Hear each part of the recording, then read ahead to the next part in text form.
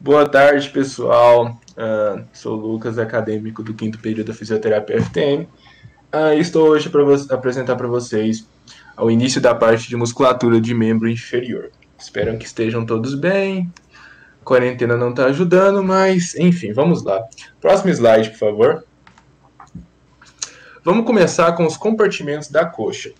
Esta imagem, a gente tem um corte mais inferior, e eu vou falar para vocês. Vocês podem observar que a parte anterior desse compartimento, a gente vai ter três compartimentos: o anterior, posterior, medial. Meio apressado. Vamos começar pelo anterior.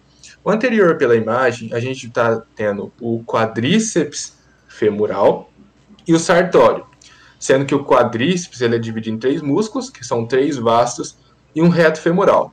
Tem, claro, as definições mais atuais trazem até 8 divisões, mas aqui a gente está trazendo uma divisão mais básica para vocês.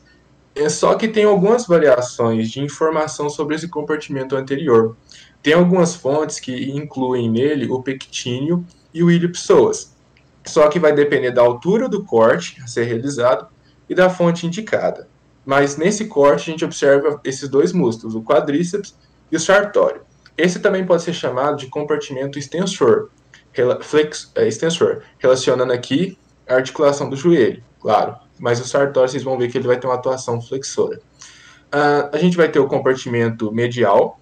O compartimento medial, a gente tem os adutores, né? Que é o abdutor longo, o adutor curto, o adutor magno e o grácil. Só que tem fontes que também trazem o obturador externo, como eu falei para vocês, vai depender da fonte e da altura do corte. E o compartimento posterior. Esse não tem uma dualidade de fonte e de corte, que vai ser os três músculos, que é o semitendíneo, o semimembranáceo e o bíceps femoral. Vocês vão ver que pode se chamar de isquiotibiais ou isquiocrurais. Só que o detalhamento desse músculo, vocês vão ver comigo e com o Zinato. Então, essa parte de compartimento de coxa, vamos dar continuidade. Próximo slide, por favor. Vou começar com vocês com uma dica. Na prática, essa dica pode servir bastante. Claro, tem gente que não vai adaptar, tem gente que vai adaptar. É uma dica para a questão anterior de coxa. Vocês vão falar o nome IPAG. Esses músculos são 4 músculos que vocês vão observar na camada mais superficial de coxa anterior, indo de lateral para medial, que é o ilho-psoas, o pectíneo, o adutor longo e o grácil. A partir dessas dicas, vocês podem identificar os dois outros adutores.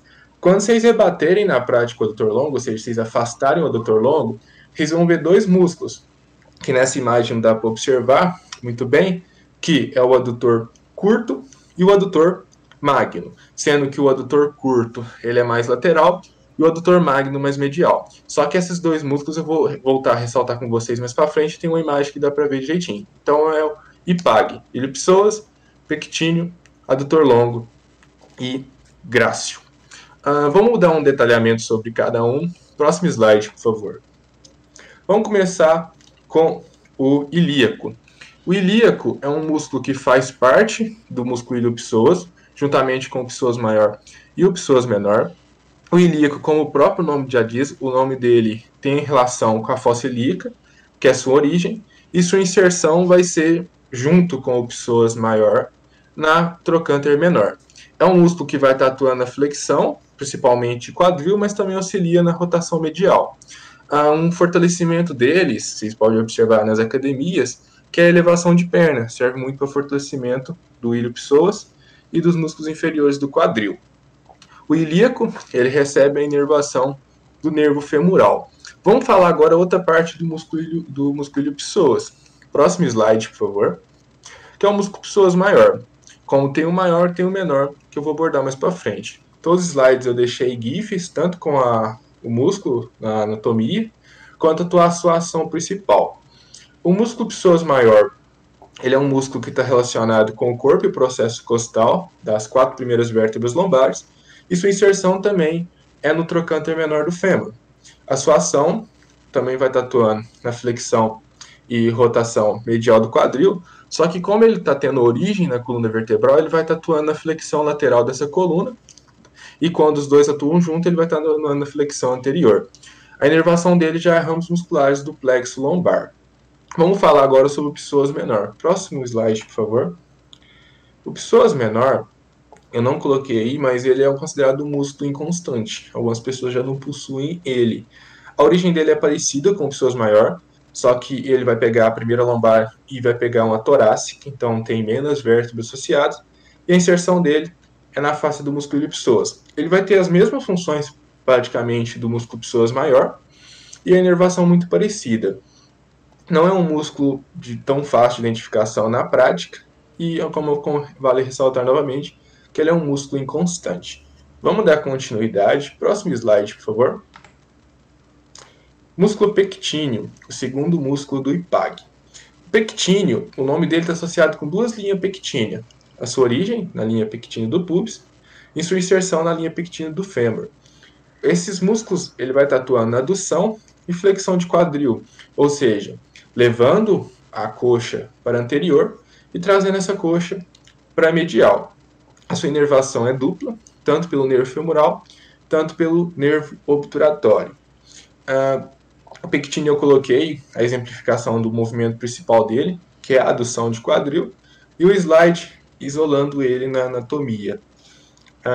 A questão do pectíneo eu coloquei também uma imagem para vocês, colocando com outros músculos próximos a ele. Esse músculo é fácil de identificação na prática, só seguir o IPAG. Próximo slide, por favor. Vamos falar agora sobre o adutor longo. O adutor longo, a inervação dele vai ser pelo nervo obturatório e ele vai estar atuando na adução de coxa e também, de certa forma, na flexão. Só que ele atua pessoalmente, como o próprio nome indica, na adução, ou seja, trazer o membro para próximo da linha medial. Como eu falei para vocês, aí eu coloquei a imagem do adutor longo rebatido, ele é o terceiro músculo da dica IPAG, e quando vocês rebater o adutor longo, vocês afastar ele, vocês vão observar os outros dois músculos que eu tinha comentado, mais lateral, o adutor curto, e mais medial, o adutor magno, que é um músculo bem grande nessa região, fácil de identificação. Os adutores são músculos bastante interessantes. Vamos dar continuidade. Próximo slide, por favor. O grácil.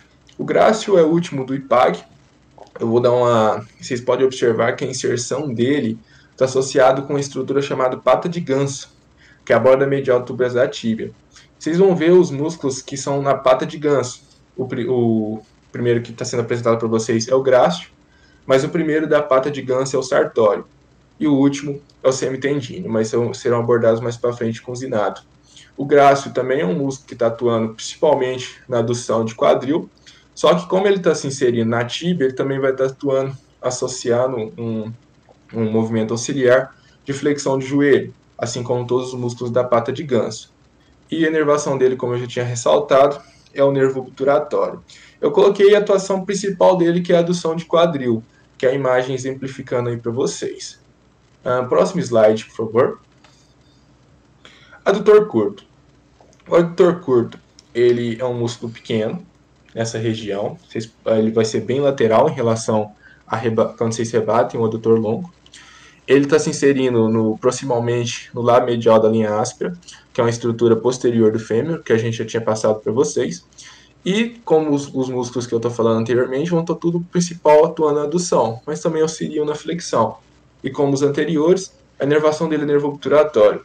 Vocês podem observar que essa memorização dessas estruturas de origem, inserção, ação e inervação desses músculos não é difícil.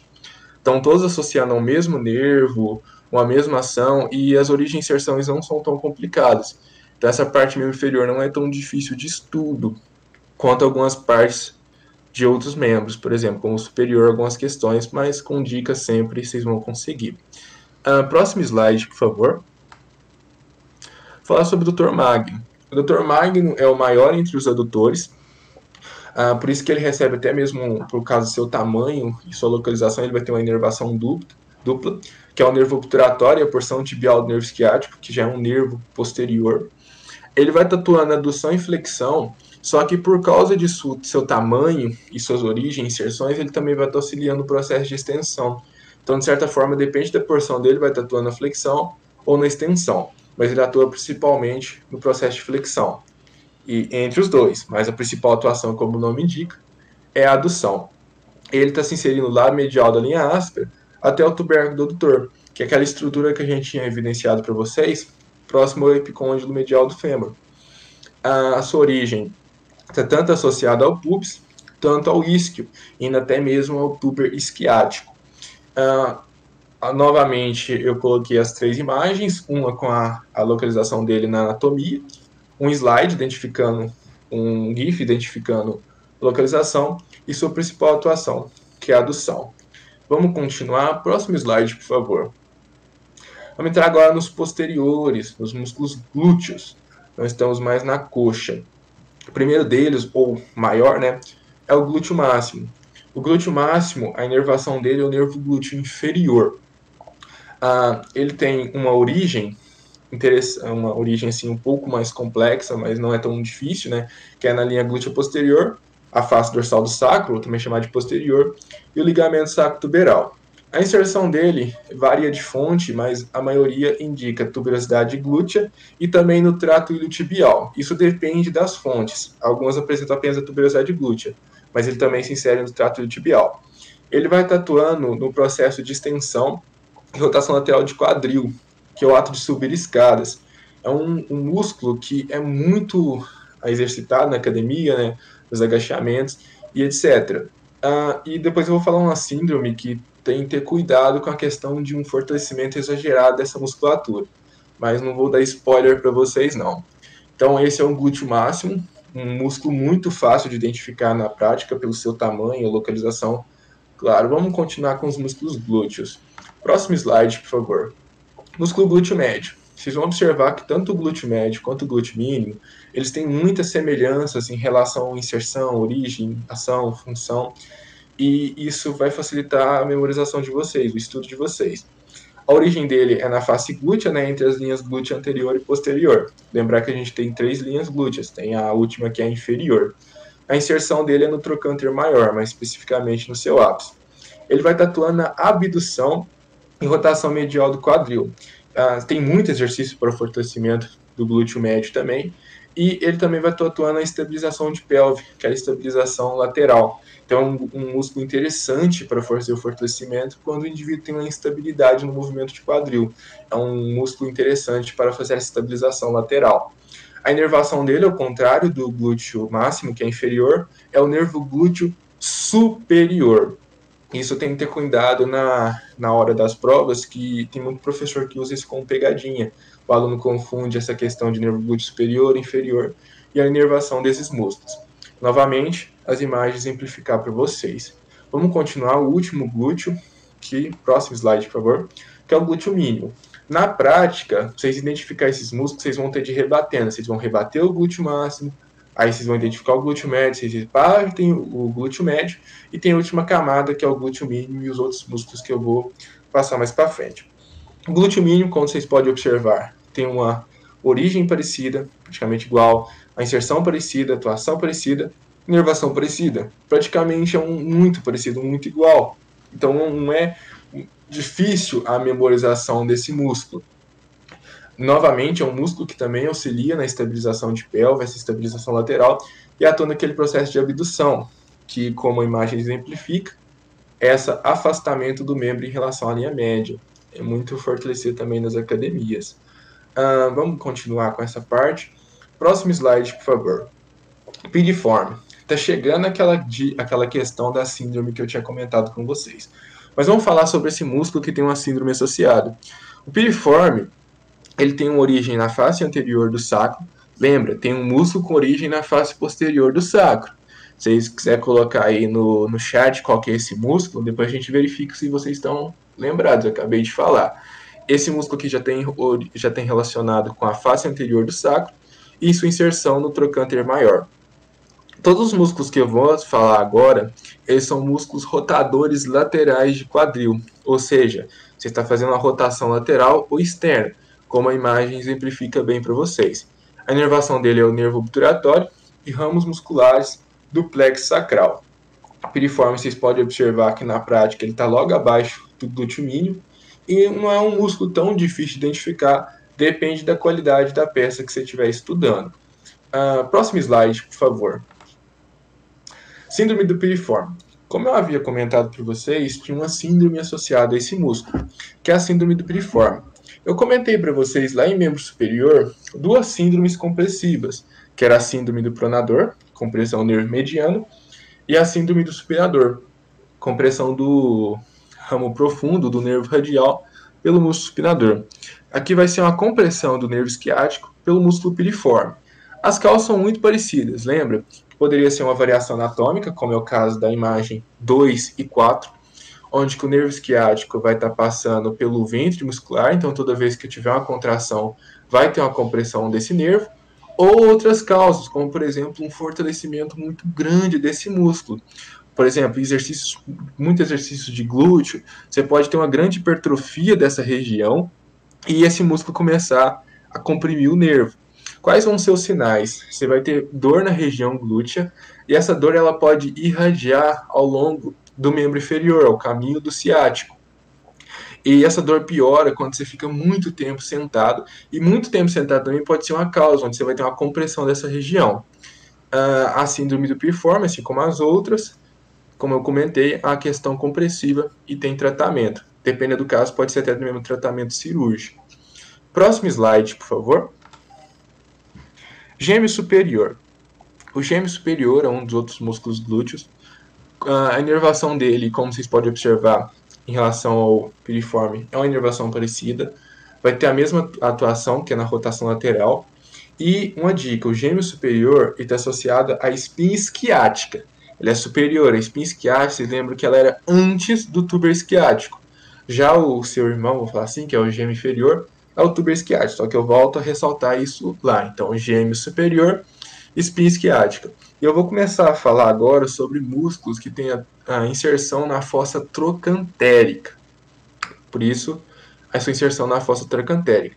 Vale ressaltar que ele também é um músculo que auxilia no processo de rotação lateral do quadril. Próximo slide, por favor. A gente tem um músculo obturador interno. Obturador interno, acho que vem na mente direto o nervo obturatório, que é a sua inervação. Como eu já tinha comentado, está associado com a rotação lateral de quadril e sua inserção na fossa trocantérica. Como ele é interno, a origem dele é na borda interna do forame obturado. Já o externo é na borda externa.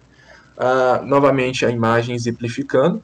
E uma questão que em relação a esses músculos. Tem muitos livros que trazem variações na inervação desses músculos. Por exemplo, o nervo próprio. Só que eu estou colocando a inervação que eu encontrei na maioria das fontes. E em relação à inserção, o obturador interno também é na fossa trocantérica. Já os gêmeos têm livros que trazem como inserção no tendão do obturador interno. Então, é variações de fontes, mas eu coloquei o que eu mais encontrei. Vamos dar continuidade. Próximo slide, por favor. O gêmeo inferior. O gêmeo inferior, ele é um músculo inervado pelo nervo obturatório e ramos plexo sacral. A origem dele, como eu tinha comentado anteriormente, tuber esquiático. Então, gêmeo superior, espinha esquiática. Gêmeo inferior, tuber esquiático. Tem livros que trazem inserção fossa trocantérica, tem livros que trazem como inserção o tendão do obturador interno. Como eu comentei, varia de fonte.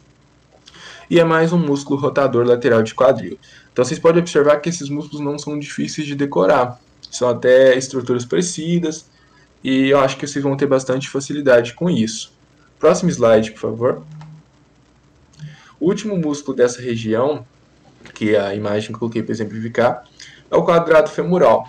O quadrado femoral também tem origem no tuber esquiático e a inserção dele é no tubérculo quadrado, próximo da crista intertrocantérica. Vocês lembram dessa crista? Que tinha a lia intertrocantérica anterior e a crista intertrocantérica posterior. É só vocês lembrar de uma coisa que começa com C, que fica posterior ao corpo, que é a coluna vertebral, claro. Espero que ninguém tenha pensado besteira, né? Espero. Então, sua inserção no tubérculo quadrado, próximo à crista intertrocantérica. Sua atuação também é na rotação lateral. Vocês podem observar na prática que é um músculo fácil de identificação, que é um músculo quadrado, como o próprio nome indica, e ele vai estar abaixo dessa ordem que eu tinha falado. Vamos falar o último músculo, próximo slide, por favor, que é o obturador externo. O obturador externo ele já tem origem na borda externa do forame obturado, ao contrário do obturador interno, que é na sua borda interna. Ele também tem inserção na fossa trocantérica, mas tem uma discrepância em relação a essa inserção, e também vai estar atuando na rotação lateral, nervação nervo-obturatório. Vale ressaltar que alguns livros trazem ele como compartimento medial de coxa, mas como eu falei, depende da altura do corte e da fonte. Em relação à musculatura inicial de membro inferior, era isso. Espero que tenham todos gostado. Qualquer dúvida, estou à disposição de vocês. Muito obrigado e até uma próxima.